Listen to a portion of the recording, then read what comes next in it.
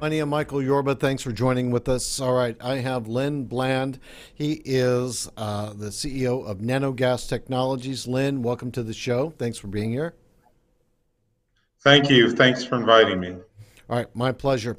Now, you have a unique product that you work with, a unique company that does some very interesting things. It's really going to change the world. I want you to bring out some of your background and what Nanogas Technologies does, and then I've got a few questions set up for you. So I started my career, for the last 13 years, I've been preparing entrepreneurs for investment. We found just this world-changing technology, and I had to participate. And it's about creating nanobubbles of gas in solution. And we're creating bubbles of gas that are so small you cannot see them with the most powerful microscope. And we create what amounts to fluffy water. And that has all kinds of applications in all kinds of different industries. All right, let's get into the nanogas technology and how it's going to change the world. I mean, fluffy water is one thing, but let's delve deeper into the back end, the story of how nanogas is going to change the world. So first of all, we said we saw all kinds of industries from agriculture to wastewater treatment, sewage treatment, growing animals bigger, but we saw a real first opportunity in oil and gas. And what happens right now in the oil industry is they're taking, when they pump oil out of the ground in the US, they actually pump out 7 times more water than oil. And that means that we have billions of gallons of water we need to dispose of every day. They've been pushing that into the ground, into caverns where it didn't come from before, and now that's causing earthquakes. And Oklahoma went from 2 earthquakes in 2008 to over 800 earthquakes that were over 3 on the Richter scale by 2015. They wised up and they started cutting back on that water disposal. And now, how do you clean up that water that's coming out of the ground economically so that the oil industry can afford to do it? Okay. And so what we found is that our nanobubbles actually separate the oil and the water, and they drop out solids. So we create clean water that can be reused. We collect the oil, and we drop out the dirt and solids. Now, when you say reused, are we using, is it potable, excuse me, or is it used mainly for irrigation? Well, it's not potable. You need to desalinate that water first. The oil industry, this water they pull out of the ground, has about 10 times the salt that's in the ocean. So because of that, it's expensive to desalinate. So what we want to do with it and what we condition it for is for the oil industry to reuse it. Right now, the oil industry takes fresh water and they use that for drilling. And instead, they now know, and we know, that we can clean up the water to the point where they can use the water we've cleaned up, use that for drilling instead of fresh water.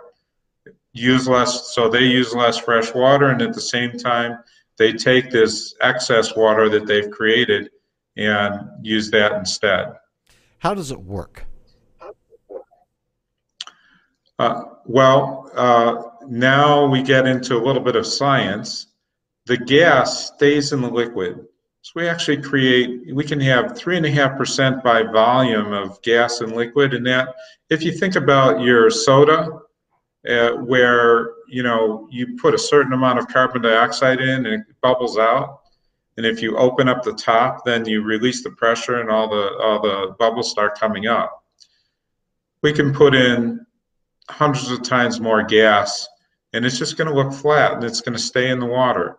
When we put that extra gas in the water, we change the electropotential of the liquid, and we change the specific gravity. We change how much the water weighs. The little charge we put into the water from all those bubbles actually attracts tiny oil droplets, and they collect together. When you get enough of them together, they rise up. And then the solids that are in the water, the particles, since the water is lighter essentially, they're able to drop down to the bottom where we can remove that. Wow, that's interesting. So this is groundbreaking, earth-changing stuff. Your team members, who are they, and why did you select them? Well, I've been blessed to be surrounded by incredibly bright and intelligent people. I had Jeff Hardin join us. Jeff is a 6-time successful serial entrepreneur. 4 of his businesses he sold off to are still ongoing. The most notable business that he sold off created the institutional market for viatical settlements, life insurance settlements. Now all the banks participate in that market, and it's a multi-billion-dollar market. But Jeff has this chemistry background, and as soon as he learned about how these nanobubbles were being used to reduce the amount of sludge in a sewage treatment coming from a sewage treatment plant, he identified, together with Jeff, we identified 3 pages of applications, including this oil industry application. And so he's been really valuable. And then we had to build the equipment to do this. And I was lucky enough to find a terrific operations guy. His name is Scott Fiedler. Scott grew up in his father's manufacturing business making restaurant equipment for companies like Tastee-Freez. And later he got to consult with McDonald's when they were still owned by, when Ray Kroc was still around, and actually helped them take the diner quality equipment they had to use and create industrial level equipment that didn't break down all the time. And Scott was instrumental in that. Now, you said you had about 4 pages of other applications. Just give us the top 3 besides oil and gas. So we've taken oxygen nanobubbles and we've grown plants 10% bigger. In cannabis, that can be very valuable, but even anywhere in agriculture. We have, in the sewage treatment industry, sewage treatment in the U.S. uses 13%, not just sewage treatment, all water treatment and water movement in the U.S. uses about 13% of our total energy output. And one of the biggest users is treating sewage. You need to blow air into the water in order to get oxygen to microbes that eat up the waste. And most of the bubbles that you put in there with that air just escape to the surface. So you waste 96%, 94% of the energy you're putting into that water is just bubbles escaping. But what we do is when we put the gas in the liquid, it stays. So we don't waste that energy. So you can, that means the maximum amount of oxygen is going to the microbes, and we can reduce that huge amount of energy that wastewater plants use by leaving the oxygen in the liquid for those microbes to use so that they can eat up the waste. Talk to me about the scaling this. The cool thing is that we use a mechanical, it's all a mechanical process. We use a piece of equipment. It's modular, it's mobile, and it's scalable. So we can move it around. We could pack up 3, 4, 5, 10 of these at a time. And we can make bigger ones for big applications.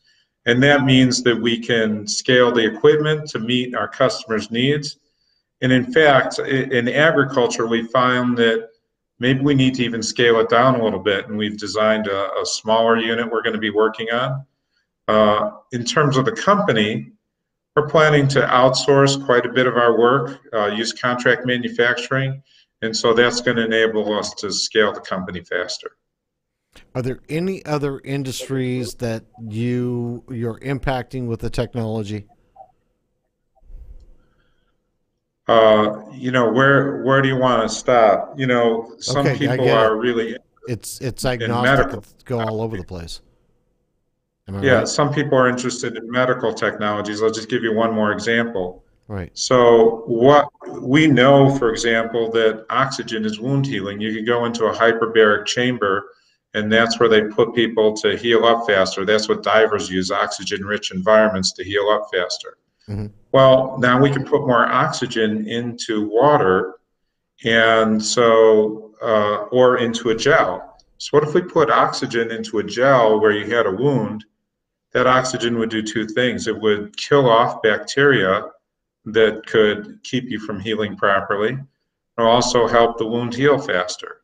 So those are things that we could explore in the future. Wow, brilliant. I'm really impressed. I'm glad I got a chance to talk to you. And Lynn, thank you so much for taking your time and being a guest on our show. Michael, I'm so pleased I could participate. Thank you very much. My pleasure. You've been watching CEO Money with Michael Yorba. Thanks for joining with us. Like us on Facebook, follow us on Twitter, and subscribe to our YouTube channel.